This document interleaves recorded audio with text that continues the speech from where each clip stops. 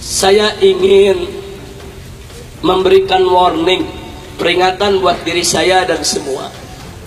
Hati-hati Pak Bu ya. Hari ini ada upaya untuk menjauhkan umat dari ulama. Ada yang caranya kasar, ada yang caranya halus. Yang caranya kasar dengan jalan menjelek-jelekan ulama, mencaci maki ulama, mengumbar kekurangan ulama, memfitnah ulama, melecehkan ulama, mengkriminalisasi ulama, merendahkan ulama. Ini cara-cara kasar yang bisa dilihat secara kasat mata, saudara. Tujuannya apa? Supaya umat tidak lagi menghormati ulama, tidak menghargai ulama, tidak memuliakan ulama, sehingga umat meninggalkan ulama.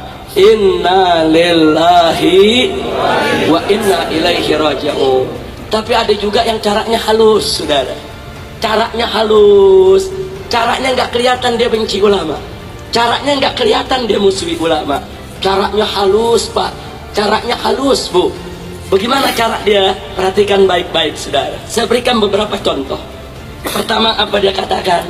Dia katakan, hei umat Islam, Islam itu agama yang suci, ulama itu manusia yang bersih. Karena itu harus hati-hati. Sedangkan politik itu merupakan ladang yang kotor, penuh intrik. Karenanya agama Islam yang suci, ulama yang bersih, jangan dibawa ke dalam ladang yang kotor, jangan dibawa ke politik. Maka itu jauhkan Islam dari politik, karena politik kotor, Islam itu suci. Karena itu jauhkan ulama dari politik, karena politik kotor, ulama itu bersih. Kelihatannya bagus gak? Ayo jujur, bagus gak? Kelihatannya cinta ulama gak? Ayo kelihatannya cinta ulama gak? Ini halus nih caranya nih, halus nih saudara. Ini caranya apa? Halus, nggak kasar. Dia puji Islam, dia puji ulama saudara. Tapi hati-hati saudara, ini kalimat haqqin yuradu biha batil. Ini kalimat yang hak tapi tujuannya batil saudara. Tujuannya apa? Supaya Islam dijauhkan dari politik, supaya ulama-ulama jauh dari politik, agar para bajingan supaya bebas main politik saudara. Supaya para bajingan seenaknya masuk ke dunia politik untuk mengatur seenaknya bangsa dan negara, bikin undang-undang seenaknya, bikin aturan seenaknya. Nanti kalau mereka sudah berkuasa, masuk menguasai politik, mereka bikin aturan seenaknya, ulama yang ditekan untuk melaksanakannya saudara. Betul? Betul? Itu saya mau tanya, cara mereka licik tidak? Jahat tidak?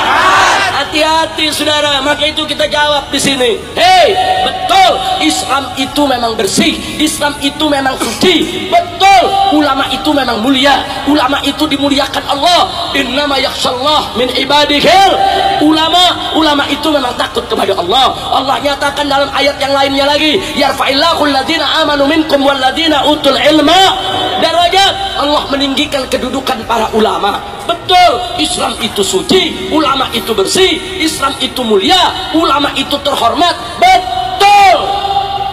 Tapi kalau kau mengatakan politik itu kotor, tunggu dulu. Politik itu tergantung siapa yang memainkannya. Manakala politik itu dimainkan oleh ulama yang mulia atas dasar agama yang suci, niscaya politik tersebut hanya ditujukan untuk mencari ridho Allah, hanya ditujukan untuk kepentingan bangsa dan negara saudara. Tapi manakala politik dimainkan oleh para bajingan, dimainkan oleh para pecundang, dimainkan oleh para penjahat, dimainkan oleh para mujrimin saudara, dijauhkan dari agama, maka politik tersebut hanya akan digunakan untuk kepentingan pribadi, kelompok maupun golongan, dan hanya akan merusak kepentingan bangsa dan negara. Betul?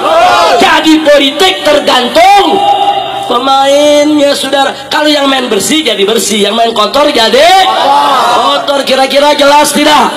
Jelas tidak? Nah, sekarang saya mau tanya anda, mau politik kotor atau politik bersih? Politik kotor atau politik bersih? Pertanyaan saya yang berikutnya, apakah kalau bajingan main politik bisa bersih? Bajingan main politik bisa bersih? Bajingan man politik bisa bersih, politik jauh dari agama bisa bersih.